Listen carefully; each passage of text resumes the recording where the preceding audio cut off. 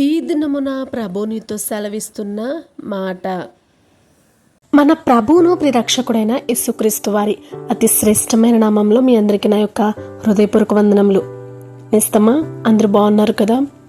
చాలామంది కొన్ని కారణాల వల్ల బాధపడుతూ చింతిస్తూ కృంగిపోతూ ఉంటున్నారు.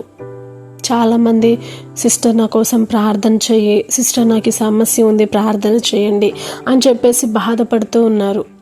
నిస్తమా, దేవుని గురించి తెలుసు, దేవుని వాక్యం తెలుసు, దేవుని ప్రేమ తెలుసు, అన్నీ తెలుసు కదా నీకు. ఈ లోకంలో ఉన్న నీ పార్ట్నర్ అంటే నీ భర్త కానీ, లేకపోతే నీ జీవిత భాగస్వామి కానీ, నీ తల్లిదండ్రులు కానీ, నీకున్న బంధాలు వాళ్ళందరూ కూడా వాళ్ళు ఎలాంటి వాళ్ళు ఏం కోరుకుంటున్నారు అనేది నీకు తెలుసు కదా. వారికి నీ జీవితంలో నీకు ఇష్టం లేకపోయినా వారికి ఇష్టంగా నువ్వు ఉండాలని కొన్ని పనులు చేయడానికో లేకపోతే కొన్ని విధానాలను మార్చుకోవడానికి సిద్ధంగా ఉంటావు కదా. మరి ఈ లోకంలో ఉన్న వ్యక్తికే నువ్వు అంత ప్రిఫరెన్స్ ఇస్తూ ఉంటుంటే, నిన్ను ప్రేమించి నిన్ను సృష్టించి నిన్ను అత్యధికంగా ప్రతి క్షణం కూడా ప్రేమిస్తూ నీకు సహాయం చేస్తూ నీకు కావలసినవన్నీ కూడా నువ్వు అడగక ముందే నీకు సిద్ధపరుస్తున్న ఆ దేవాది దేవునికి నువ్వు ఇంకెంత సాక్రిఫైస్ చేయాలి? నువ్వు ఇంకెంత జీవితం దేవునికి నువ్వు సమర్పించుకోవాలి?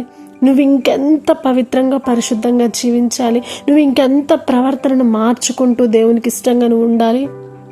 నేస్తమా, నీవు దేవుని దగ్గర ఒక మాట అడుగు, అయ్యా నేను కోరుకునేది కాదు కానీ నీకు కావాలనేదే నేను చేయడానికి సహాయం చేయ ప్రభు అని దేవుణ్ణి అడుగు. అంతేకాదు, అయ్యా నాకు సంతోషాన్ని కలిగించేది కాదు కానీ నీకు నాలో ఎలాంటి సంతోషాన్ని కలిగించే విషయాలు ఉన్నాయో, ప్రవర్తనలు, అవన్నీ కూడా నేను చేయడానికి, అవన్నీ కూడా నేను కలిగి ఉండడానికి నాకు సహాయం చేయి, నీ చిత్తమే నా జీవితంలో జరిగించు ప్రభు అని చెప్పేసి మనం అడిగే వారంగా ఉండాలి.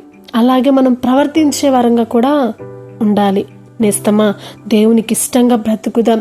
ఆయన ఎంత ఘనంగా ప్రేమామయుడంటే ఆయన తన ప్రాణాన్ని మనకు అర్పించాడండి. ఈ లోక బంధాలు మనల్ని కొద్ది కాలం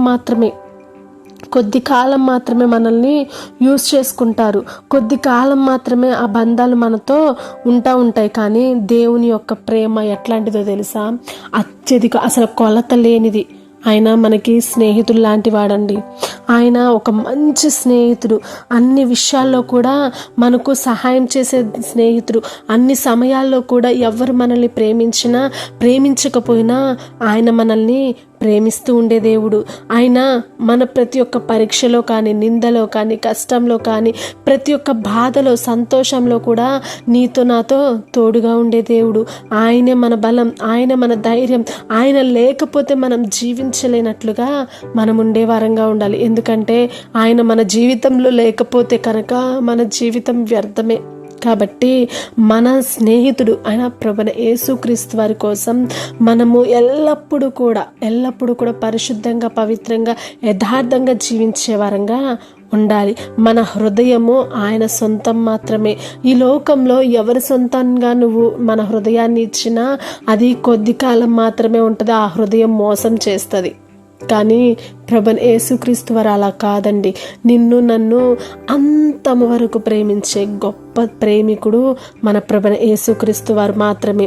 మనం ప్రతి ఒక్క విషయాలన్నిటిని కూడా పంచుకొని వెంటనే మనకు ఓదార్పునిచ్చి బాధ నుండి మనం మర్చిపోయేలాగా మనకు సహాయం చేసే గొప్ప స్నేహితుడు మన ప్రభువైన యేసుక్రీస్తు వారు. కాబట్టి ఈ లోకపు బంధాలన్నిటిలో కూడా నువ్వు అత్యధికంగా నువ్వు దేవునికి మాత్రమే నమ్మకంగా జీవించు.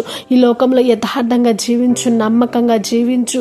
అప్పుడు ప్రభువైన యేసుక్రీస్తు వారు నీకు అత్యధికంగా ఆశీర్వదించి, దీవెనలను కుమ్మరించి, పరిశుద్ధంగా, పవిత్రంగా నిన్ను నడిపించడానికి దేవుడు నీకు సహాయం చేయనుగాక. Praise the lord.